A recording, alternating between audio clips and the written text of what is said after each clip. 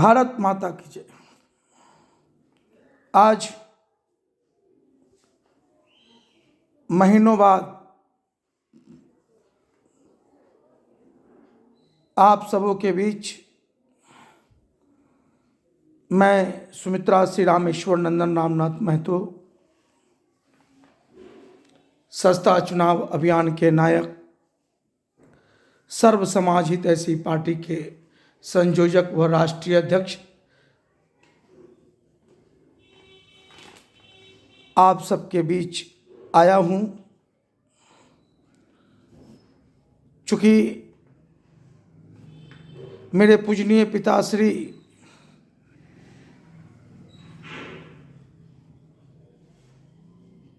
वरीय अधिवक्ता श्री रामेश्वर प्रसाद अचानक से वैकुंठ धाम को चले गए, मैं बहुत मर्माहत था।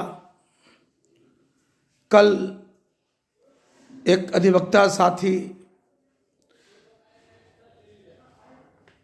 देवानंद तिवारी ने मुझसे कहा कि रामनाथ जी, सबको इस दौर से गुजरना पड़ता है। मेरे पिताश्री की कहानी कुछ ऐसी थी, वो भी अचानक सा निकल पड़े थे। सबको इस दौर से गुजरना है, परंतु जो रूटीन है, रूटीन में सबको आना पड़ता है। यही दुनिया का दस्तूर है। उनके समझाने का जो तरीका था, सच में मेरे मन को लगा कि समाज के प्रति जो हमारी जवाबदेही है, जो हमारे पिताश्री का सपना है, सबको पूरा करना है, तो समाज के बीच अपनी बातों को रखना है, एक बहुत बड़ी जिम्मेवारी है। इसी बीच कल एक हमारे कुशवाहा समाज के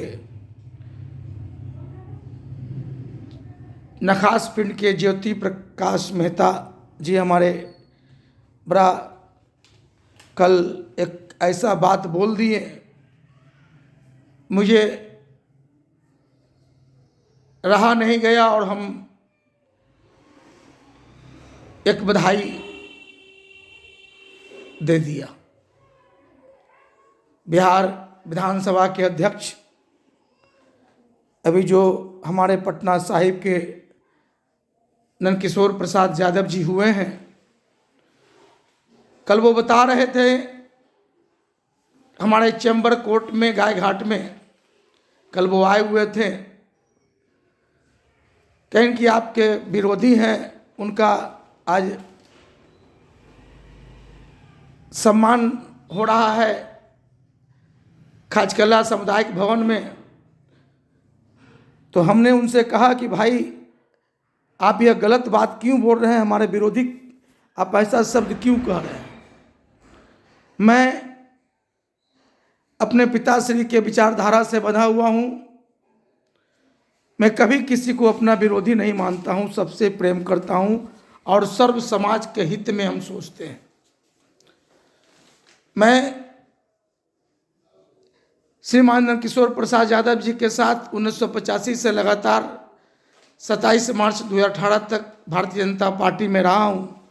एक ही भाजपा परिवार में साथ साथ रहा हूँ।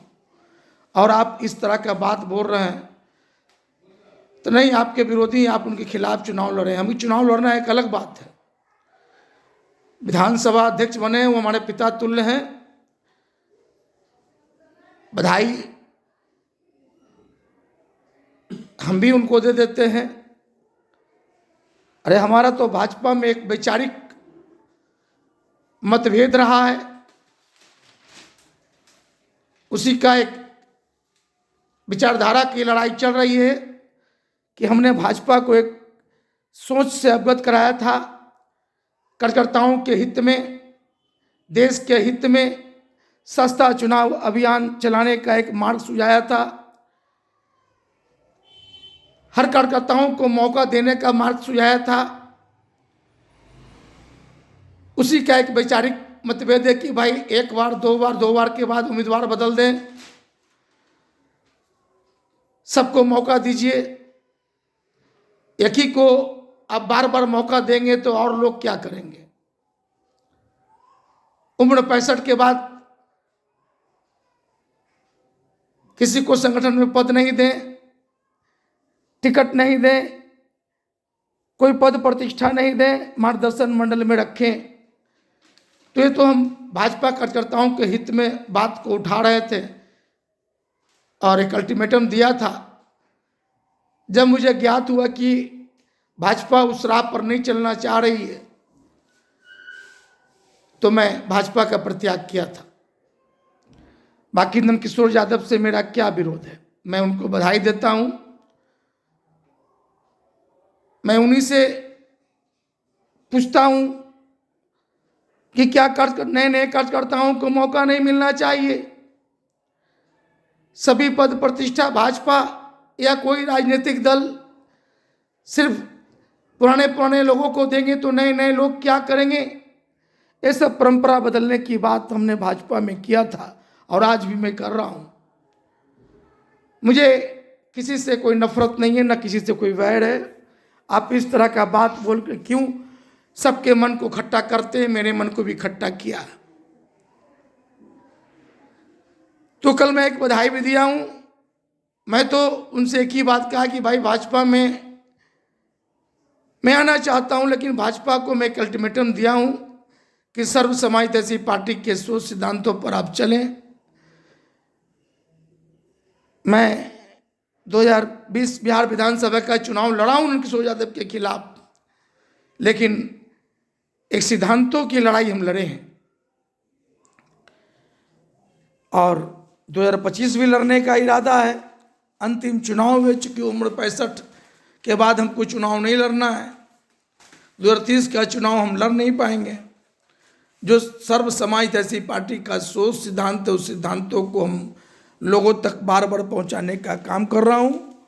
इसलिए मैं उनको यही जवाब दिया कि ज्योति प्रकाश जी, आप जो विरोधी शब्द का इस्तेमाल कर रहे हैं, हम विरोधी नहीं मानते उनको। हमारे लिए वो आज भी प्रिय हैं, लेकिन चूंकि भाजपा से एक वैचारिक बात हो रही है कि भाई सभी पद पुराने चेहरे को ही देंगे तो नए नए चेहरे को क्या देंगे। तो मैं तो कार्यकर्ताओं के हित में, देश के हित में सस्ता चुनाव अभियान वगैरह वगैरह वगैरह सर्व समाजवादी पार्टी के सोच सिद्धांतों से सबको रूबरू करा रहा हूँ।